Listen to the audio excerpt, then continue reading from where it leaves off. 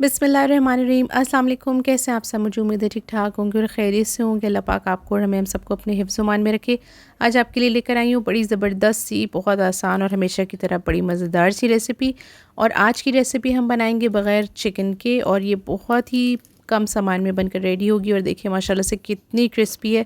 मैं आपको च्यू करके दिखा रही हूँ। ये बहुत ही ज़्यादा मज़ेदार लगती है, इतनी क्रिस्पी होती है और देखने में भी बहुत ही ज़बरदस्त लगती है कि आपका दिल चाहता है कि फ़ौरन से इसको खा लें।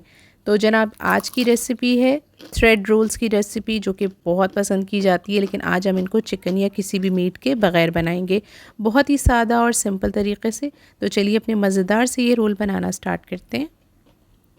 इनको बनाने के लिए हमें ज़रूरत होगी आलूओं की। आधा किलो मैंने यहाँ पर आलू ले लिए हैं और उनको बॉईल करके अच्छे से मैश कर लिया था, और इनको सॉफ़्ट बॉईल किया है, हार्ड बॉईल नहीं किया है। सॉफ़्ट बॉईल में हम इसको बनाना स्टार्ट करेंगे। 1 टीस्पून मैंने सबसे पहले इसमें डाल दिया है चिकन पाउडर। चिकन पाउडर ज़रूरी है, उसके बगैर आपकी रेसिपी का वो फ्लेवर नहीं आएगा।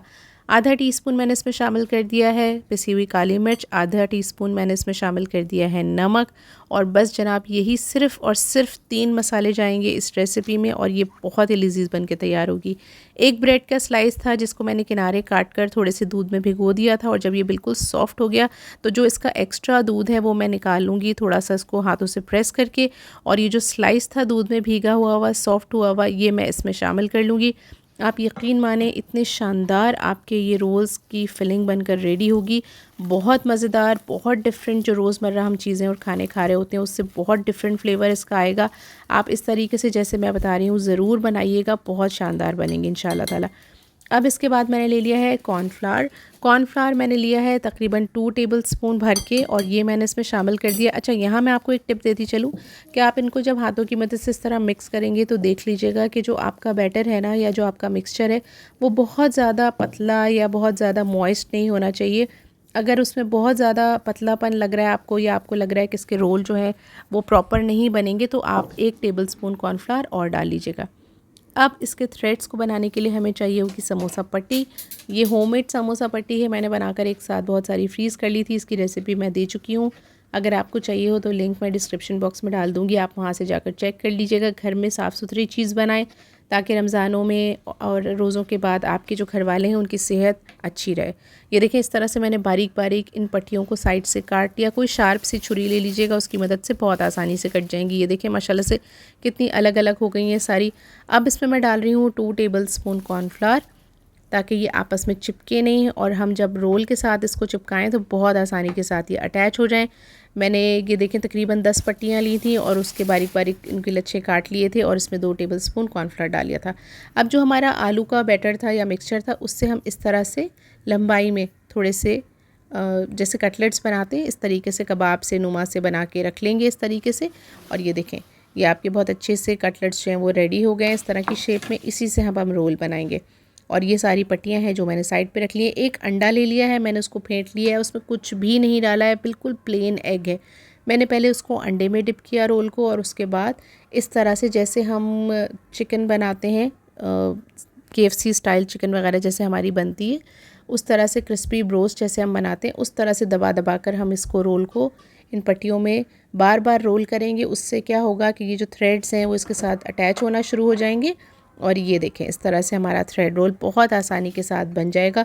मैं एक और आपको करके दिखाती हूँ। ये देखें, मैंने पोटैटो लिए, और उसकी जो कटलेट है उसको मैंने पहले अंडे में डिप किया, उसके बाद मैंने इस तरीके से हाथों से दबा दबा कर जो जितने थ्रेड्स मैंने समोसा पट्टी के काटे थे उनको इनके साथ अटैच करने की कोशिश की, और ये बहुत आसानी के साथ अटैच हो गए और बहुत ही ज़बरदस्त लग रहे हैं।